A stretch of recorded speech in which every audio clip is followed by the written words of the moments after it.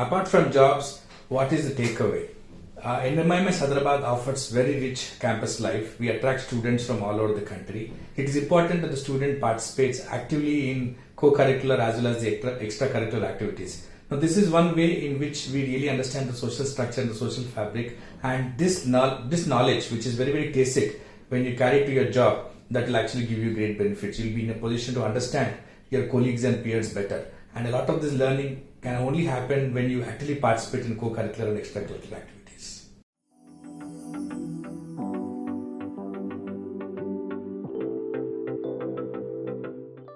The most important takeaway from my career is to be very involved in the work that I do.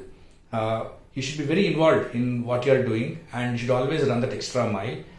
There is a saying that there is very less traffic on the extra mile, and it is the extra mile that would eventually come handy when it comes to your promotions or when it comes to people deciding and people agreeing upon your contribution to the corporation that you're working for.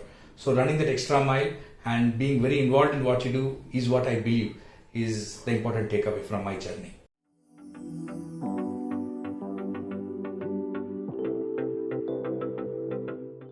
Okay. My favorite productivity hack is Pomodoro technique. In Pomodoro technique, you work consistently for 25 minutes. There should not be any deviations. Ensure that the cell phone is switched off or it's in do not disturb mode. And once you work consistently for 25 minutes, take a break for about 15 minutes. Ideally, you should move away from the place where you're working for, and then come back and then work for next 25 minutes. So the short bursts of involved activity with shorter bursts of rest will actually improve your productivity. So this is my favorite productivity technique. A lot of Google Play Store apps also have Pomodoro timer. You could use that to your advantage. Other than that, in classroom, I believe being very involved in the class, taking notes while professor is saying is one great productivity hack to get very good grades.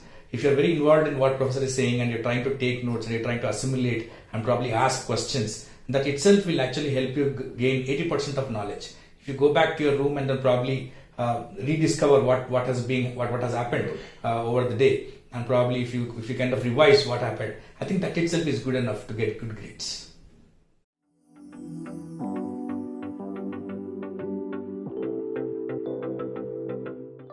Okay, this is an interesting question. How to deal with failure? I like to tell a story with respect to this question. When I was a small child, my teacher came up to me, to the entire class. She came up with a glass that is half filled with milk and said, "Guys, what do you observe?" A couple of students said, "Madam, glass is half empty." A couple of students said, "Glass is half filled." So Madam classified all those who said half empty as pessimists and all those who said half filled as optimists. The same exercise was again repeated by my OB professor when I was doing my MBA, and then he said, "Don't worry whether it is half empty or half filled. You have to understand the quantity of milk in the glass." And that's basically called being realistic about the quantity of milk that you have in the glass. I believe all this discussion is needless. When you have a glass which is half filled with milk, and if you want a glass full of milk, you should go to the refrigerator or the oven and probably pick up that milk and then fill up the glass. That is the real way of looking at things. Why I'm speaking about in the context of failure? If you accept reality as it is, you're a failure. If you accept reality as it is, and if you believe that reality cannot be changed, you're a failure. But if you believe this is the current reality, I have that guts in me, I have the dedication in me, wherein I can change the reality, that is one step closer to being successful. Couple of us find finance or economics or quant-based subjects difficult. If you agree and accept that they are difficult, then that's failure. But when you do not accept that they are difficult, when you run that extra mile, probably go to reference books, go to textbooks, practice harder, come back to professor, ask for help, and then take that conscientious decision to improve yourself, you're already moving towards path of success. That's not just in academics, it's everywhere. When I accept things as they are, I am a failure. But when I believe that I've got the capacity in me, I think with the divine intervention, I'll be able to change things to the best of my capabilities. That is where I'm moving towards path of success.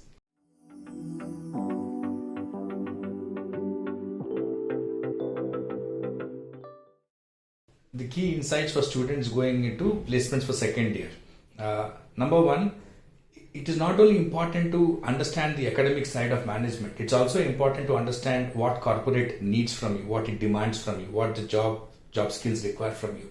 So before you go for the interview, it's important that you do a thorough analysis of what the company is into, do their SWOT analysis, do the pestle analysis, understand the company's competition, understand the job role requirements, and prepare your CV accordingly. The CV for each company should be different based on the job offer that they are trying to promise and the key skills that they require. So preparation about company along with academic preparation, I believe, is something which will help you get a good job offer.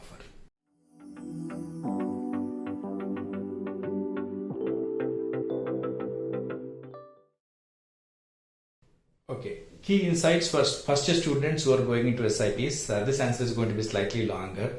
I see a lot of students coming to my office in the first year and stating, sir, I would like to major in marketing, I would like to major in operations and stuff like that. I believe in this concept called suspended judgment.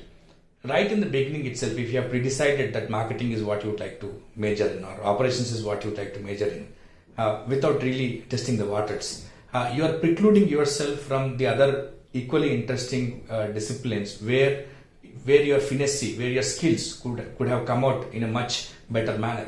So please do not preclude anything before you join second year. So for with respect to first year, I suggest that you approach SIPs with an open mind. Approach from the point of view that you are there to hone the overall management skills. Do not try to look at your SIP exercise only as a marketing exercise or an operations exercise. Try to have a multidisciplinary perspective. The objective of SIP is immersion into management. Try to understand different aspects of management, different facets of management as perspicaciously as possible. And once you have done that immersion for over 8 weeks here, you will then be in a better position to align yourself as to whether you should major in one particular discipline or you would like to have a cross combination of more than one disciplines. So the primary objective of SIP is to give you the immersion into the everyday life of a manager, and that activity is what I suggest you should approach without any prejudices.